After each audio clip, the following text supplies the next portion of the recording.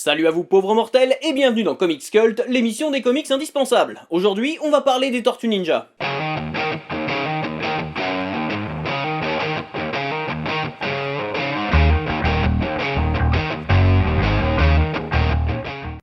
Nous sommes en 1983. Kevin Eastman et Peter Laird, deux jeunes artistes américains, ont pour habitude d'échanger leurs idées dans l'appartement de Laird, transformé pour l'occasion en ce qu'ils nomment Mirage Studios. Un soir, Kevin Eastman dessine une tortue se tenant sur ses pattes arrière et maniant des nunchakus. L'idée fait beaucoup rire les deux comparses et bientôt ils réalisent un dessin avec 4 tortues, chacune avec une arme différente. Car c'est bien d'une blague qu'est parti le succès des Tortues Ninja, une parodie de plusieurs comics du début des années 80 comme Daredevil et Ronin de Frank Miller, les New Mutants de Marvel et Cerebus de Dave Sim. En 1984, Eastman et Laird rassemblent leurs économies, empruntent de l'argent à l'oncle de Kevin et publient le premier numéro de Teenage Mutant Ninja Turtles dédié à leur idole Jack Kirby et tiré à 3250 exemplaires. Après l'assassinat de son maître Hamato Yoshi, un grand expert en arts martiaux, par son rival Oroku Saki, alias Shredder, le rat Splinter est condamné à errer dans les égouts de New York. Un jour, il tombe sur 4 bébés tortues pataugeant dans un étrange liquide aux propriétés mutagènes.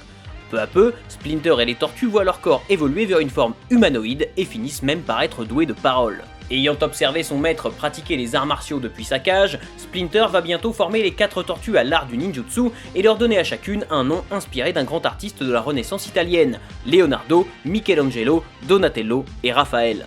Le succès est au rendez-vous puisqu'ils doivent bientôt réimprimer 6000 puis 30 000 copies de ce premier numéro.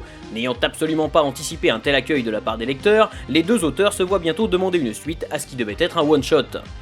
Développant un univers de plus en plus étendu, le comic book de Eastman et Laird sera repris au cours des années par plusieurs équipes créatives chez différents éditeurs comme Image Comics et plus récemment IDW. En 1987, la société Playmate Toys contacte Kevin Eastman et Peter Laird pour produire une ligne de jouets dérivée des Tortues Ninja. Conscient du risque, il mise sur la production d'un dessin animé pour booster la vente de figurines. S'adressant en priorité aux enfants, ce dessin animé va modifier de nombreux éléments de l'univers des tortues qui resteront à jamais ancrés dans la pop culture. Premièrement, si dans le comic book original toutes les tortues ont un bandeau rouge, il est décidé de leur attribuer à chacune une couleur différente dans le dessin animé, afin de les reconnaître plus facilement. Les origines de Splinter sont également différentes, puisqu'ici il s'agit de Hamato Yoshi lui-même, transformé en rat par le mutagène. On peut également noter que les vilains Bebop et Rocksteady ont été créés spécialement pour le dessin animé, tout comme Krang, représentant la race des Utroms qui, elle, existe bien dans les comics. Au Royaume-Uni, les Teenage Mutant Ninja Turtles sont renommés Teenage Mutant Hero Turtles, le mot ninja étant jugé trop violent pour le jeune public. Les scènes où Michelangelo utilise son nunchaku sont également coupées, cette arme étant interdite en Angleterre. En 1990, les Tortues connaissent leur première adaptation au cinéma, réalisée par Steve Barron.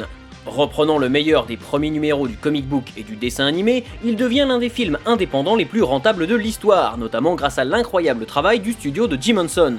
Ces deux suites n'arriveront pas à réitérer l'exploit, et un 4e film, devant mettre en scène une 5e tortue nommée Kirby, toujours en hommage à Jack Kirby, ne verra jamais le jour. Une 5e tortue de sexe féminin prénommée Vénus apparaît cependant dans la très moyenne série télé produite par Saban en 1997.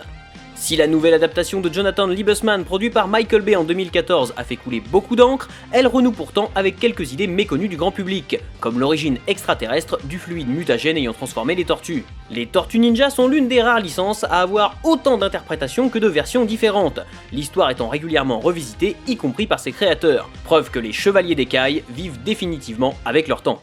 Voilà, jusqu'à la prochaine fois, je compte sur vous pour avoir de saines lectures. Si vous aussi vous avez lu ce comics, n'hésitez pas à me donner votre avis dans les commentaires. Partagez cette vidéo et n'oubliez pas de vous abonner à la chaîne pour ne pas rater la prochaine.